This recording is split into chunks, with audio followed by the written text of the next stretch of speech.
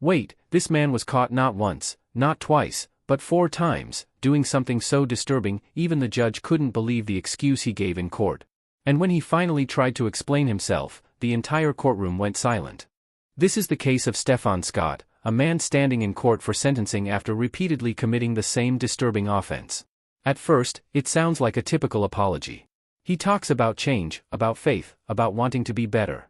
But then something happens. The judge starts asking questions. Simple questions. Direct questions.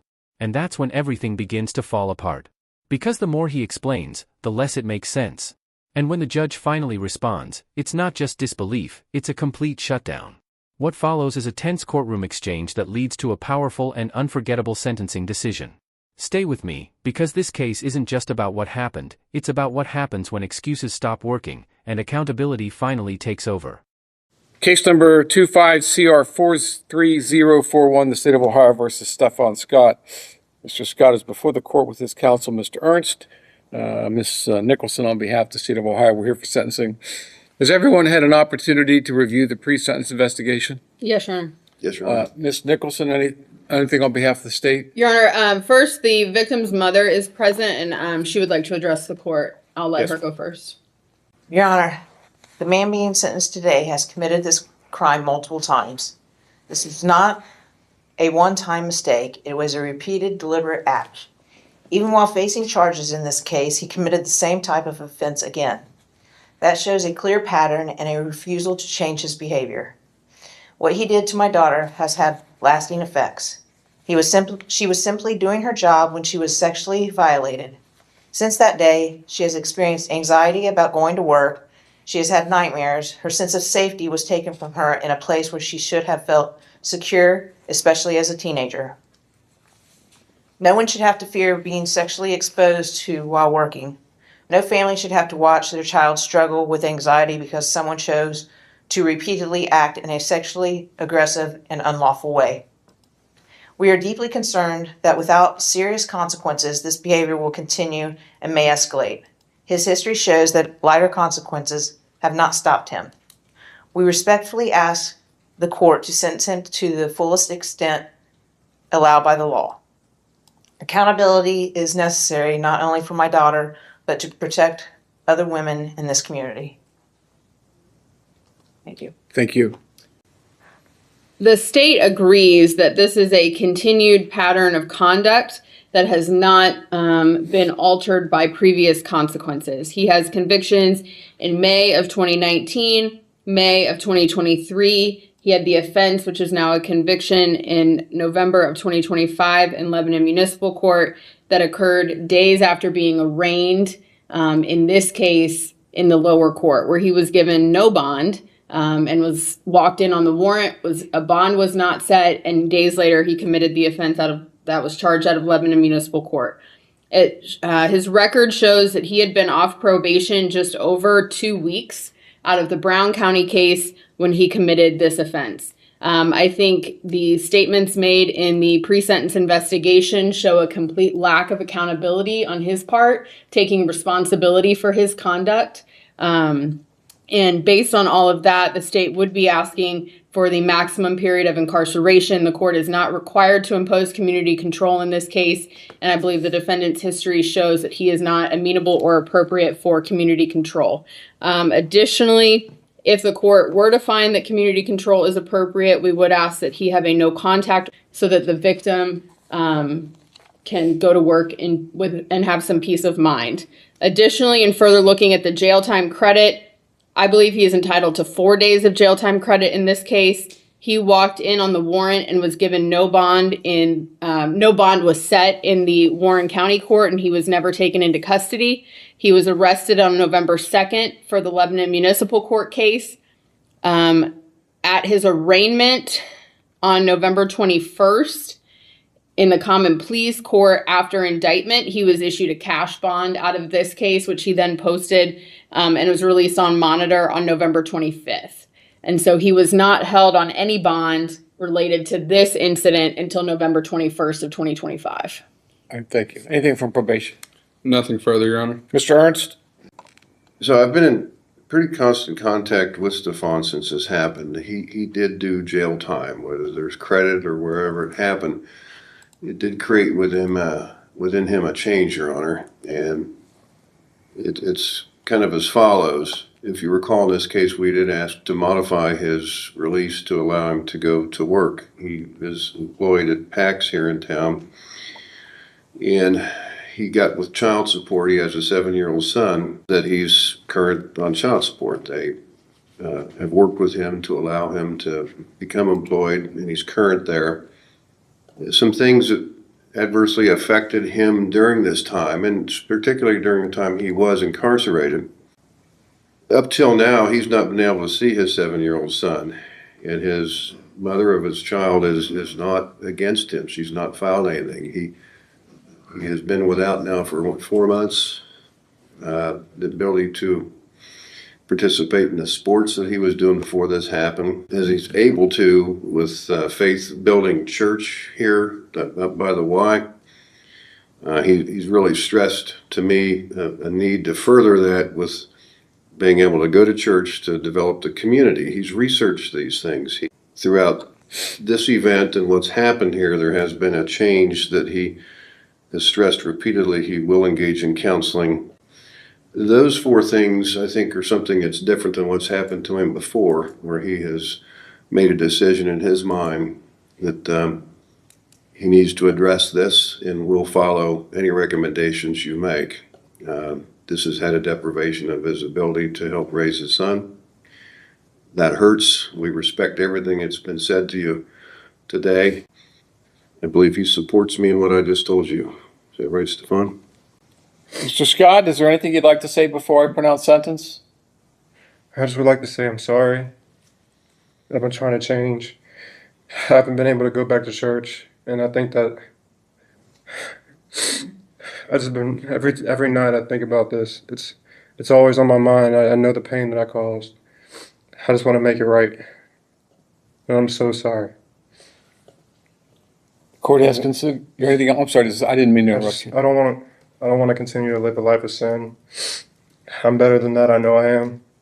I haven't seen my son in 4 months, but the consequences of my actions. I just want to make things right and be there for my son, and I just don't want to let any more people down. Court has considered the statements made here today, the pre-sentence investigation, the purposes and the principles of sentencing, the relevant seriousness and recidivism factors. Mr. Scott, I read the statement that you gave during your pre-sentence investigation. Do you want to explain that to me? I'm sorry, sir. The written statement that you provided to court services during your pre-sentence investigation. I want you to reconcile that, what you said in that statement to me, to what you're saying now. Yes, sir. I have a bad case of eczema. I'm not blaming it on eczema. It was my actions. I took the food and I immediately left. I was embarrassed. My face was plastered all over Facebook and Instagram. And this is where everything shifts. The judge isn't just listening anymore, he's testing the truth. Because what we just heard from the defendant doesn't line up. Not with the record, not with the pattern, and definitely not with the seriousness of what he's done. Did you notice how quickly the explanation fell apart? First it's remorse, then it's excuses. And when the judge pressed him, really pressed him, there was no clear accountability. That matters more than people think. In sentencing, judges look for one thing above all: do you truly understand what you did? But here's the problem: this isn't his first offense.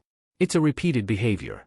And the judge just said it out loud: if this is the 4th time he's been caught, how many times has it really happened? So now the question becomes, is this a man who can change? Or someone the system needs to stop before it escalates? Again, I don't understand what the eczema has to do with you masturbating in front of a 15-year-old girl. And the other problem that I'm going to have you address is that this isn't the first time. This is the 4th time that you've been caught. I just wonder how many times that you've done it and the person was too embarrassed to even come forward to acknowledge that this happened to them. Putting these young girls, exposing yourself, not just exposing yourself, literally masturbating in front of a young lady that's working, for crying out loud. Reconcile that with for the person that you claim to be now standing before me.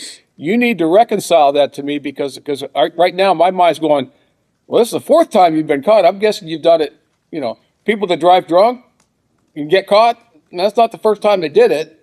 It's the first time they get caught. People stealing. It's never, you don't get caught every time you do something. So you try to reconcile with what the person that you're trying to represent to me today, reconcile that with the person that is in this report. I'm trying to understand, like, what are you trying to? Well, you're trying to represent yourself that, that, hey, it's a wake-up call for me. Okay, I understand. I got the message, Judge. This will never happen again. It really wasn't a sexual thing. It was eczema that caused me to scratch myself to the point where I ejaculate. That's pretty hard to believe. No, sir, I understand what you're saying, sir. Okay, now I'm going to give you one last opportunity. Yes, sir. When I was locked up, I don't go to jail like that. I don't go to jail at all. When I got locked up for those 24 days, I've seen so many things. I was already a believer, but when I went into jail, the people that surrounded me with, the people that I've seen in church, the famous people that came and talked to us, gave me cards and little things that I could take with me on the outside to keep it together when I'm on the outside. So while I was in there, I formed prayer groups every night. It took a while to do that, but I feel like that was a calling. I feel like that the Lord put me in there to wake me up. That was my wake-up call. He was with me the entire time I was in there.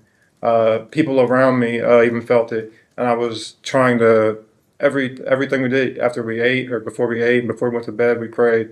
I'm focused on God. My wake-up call is God. Lord, I don't want to live a life of sin anymore, going down a path of nowhere. I know I'm better than that. I know what my calling is. I feel His presence, and this isn't. I've always been a believer, but I feel like He's put me in that position to where I could only turn to Him. Have you ever undergone any type of counseling? When I was in school as a kid with ADHD, but that's about it. I was talking to a therapist in probation. Not a therapist, but the woman who does the packet with me. She's told me about people and solutions that I said I was interested in, because she recommended me to do counseling, and I thought that was a good idea. And you've engaged in that counseling?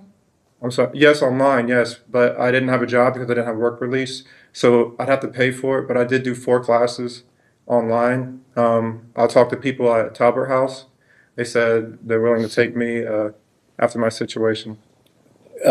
This has been now almost 6 years since your first conviction. You had one in 2019, one in 2023, and then one since this case started. You got another conviction for the same type of behavior. Why wasn't counseling something that you sought? If you know you have a mental health problem, again, whether that's it is a recognized under the DSM-5 mental health disorder, but why wasn't counseling sought earlier? I've never had anybody to talk to. When I talked to probation, the woman who talked to me put me in the right direction. I never thought it was something that I needed until I heard it from her. And the things that we talked about the police and how, things in my past, she said, I think you need counseling because this is a recurring thing. And I realize now that I'm at home, I can't walk around without looking out the window. She explained to me these things are not normal. Me, growing up, I always thought it was normal in the environment that I grew up in. Realizing what she has told me, I feel like you thought this was normal behavior? No, when I like the things that we talked about, like when I walk around in my house, I have to peek out the window or do things that normal people don't do. And she said that is a cause from certain past trauma. And once she started explaining that to me, I agreed that I do need therapy. I never considered it until we went and dug in my past, is what I was trying to say. You get health insurance now? I do, with my job, yes. That's one of the things we talked about, was getting his insurance reestablished through this company to then get those things set up and have the funds to pay those. All right. Your Honor, I would just, in brief response, I would just note that the Talbot House assessment was completed January 15th of 2026, and the statement he made as a part of his PSI was January 10th of 2026, which were 6 weeks or more after his incarceration, and that don't reference anything that he's talking about here today before. The assessment was separate. I called for the information that she gave me to tell her house. I never did an assessment. I called. Oh, you did an assessment? I did do an assessment, yes, sir, but that was before I had a meeting with her. She basically gave me, hey, you should go over there and talk to this person at this place and get therapy from this person. That's basically what I was saying. And you did that? I called, yes, but I can't do anything while I'm on house arrest or doing this case. Who told you that? I can't. I can only leave for court privileges and work. Well, that's not certainly not true. If all you had to do was call community corrections and say, "Hey, I've got a counseling appointment. Can I go?" And they would say, "Mr. Henry," what would they say? They would say, as soon as you get this verification, you're good to go. Yeah, that's all it takes is a phone call. Yeah, that's simply not true. Yeah, Mr. Scott, there's nothing that you have said today that convinces me. And again, whether this, I'm not going to get into a discussion as to whether this is a mental health disorder or not. The DSM certainly recognizes it as such, but I don't think you've gotten the message. I mean, you, and again, I keep, my mind keeps going back to, and again, the two prior convictions and then getting a conviction while this case was pending. And just like that, the moment of truth arrives. The judge delivers a sentence of 10 months in prison. Not the absolute maximum, but close enough to send a very clear message. This wasn't just about punishment. It was about protection and deterrence. In simple terms, the court decided that probation, or what they call community control, just wasn't enough anymore. Why? Because it already failed. Multiple times. The system gave chances, and each time, the same behavior came back. That's the part that really stands out here. This case wasn't decided by one apology. It wasn't decided by emotional words in court. It was decided by a pattern. A pattern the judge could not ignore. And think about the victim for a second.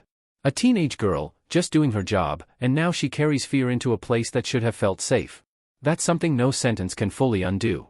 But accountability, real accountability, is the closest thing the system has to justice. The judge even acknowledged something important.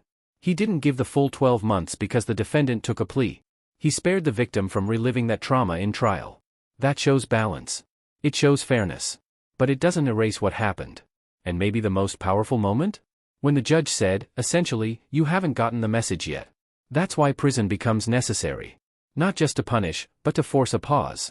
A consequence that can't be ignored. Because here's the reality: change isn't proven by words. It's proven by actions, over time. And until that happens, the court steps in. This case leaves us with a heavy but important reflection. How many chances should someone get before the risk becomes too great? And at what point does accountability become non-negotiable? For this judge, that line was already crossed. And as those deputies step forward, and the courtroom falls silent, one thing becomes clear: justice isn't always loud. Sometimes, it's measured, firm, and final. I cannot imagine for the life of me, knowing that you're under indictment on a felony charge for this offense, going out and doing the same thing. I mean, that just completely blows my mind. I'm going to make a finding today, sir, based upon the information I have, that you are not amenable to community control and that prison is now necessary to fulfill the purposes and principles of sentencing, primarily punishment and deterrence. So if you think the 24 days in jail for the Lebanon Municipal Court case got your attention, I think I'm going to get it now. So that's what I'm going to do. I'm going to order you to serve 10 months in prison. The reason I'm not ordering you to serve 12 months, the maximum, is because you did enter a plea and did not make this young lady go through the trauma of having to relive that whole thing in front of 12 strangers. So you're going to serve 10 months in prison. You get credit for the 4 days you served on this case. Even though you served 24 days in jail, the 20 of those days are going to be credited to your Lebanon Municipal Court case. Now, the court does make a finding that the prison is necessary based upon the extensive prior history of this particular offense. Obviously, you haven't responded to any type of sanctions that the court has imposed previously. and that you just continue to engage in the same type of behavior. So that will be the court's finding. You're also subject to a discretionary period of post-release control, which means on your release from prison, the adult parole authority may supervise you for up to 2 years. If you violate those terms of supervision, the adult parole authority can return you to prison for up to 1/2 of this court's original sentence. If your violation is that you commit another felony, you can be returned to prison for 1 year or the period that you have left on post-release control, whichever is longer, and that time would run consecutive to any additional prison time that you get sentenced to. The court does find that you are indigent for the purpose of any fines, costs, or other financial sanctions. Now, there may be opportunities for you to receive up to 1 day per month for participating in any programs that are sponsored by the Department of Corrections. Finally, you have a right to appeal the court's decision if you're sentenced to the 12th District Court of Appeals. If you want to appeal, you must file your notice of appeal within 30 days of today's date. If you can't afford to pay for the transcript or anything necessary for your appeal, that can all be provided to you at no cost. If you cannot afford an attorney, I will provide, or the court will provide one to you at no cost. Ms. Nicholson, is there anything else? You waived the fines and costs? Yes. Nothing further. Mr. Ernst? No, Your Honor. All right, this time, Mr. Scott, your bond is revoked. You are now remanded into the custody of the Warren County Sheriff's Office for transport to the Department of Corrections. This time, there's a couple of deputies standing behind you. They're going to take you into custody. That's all.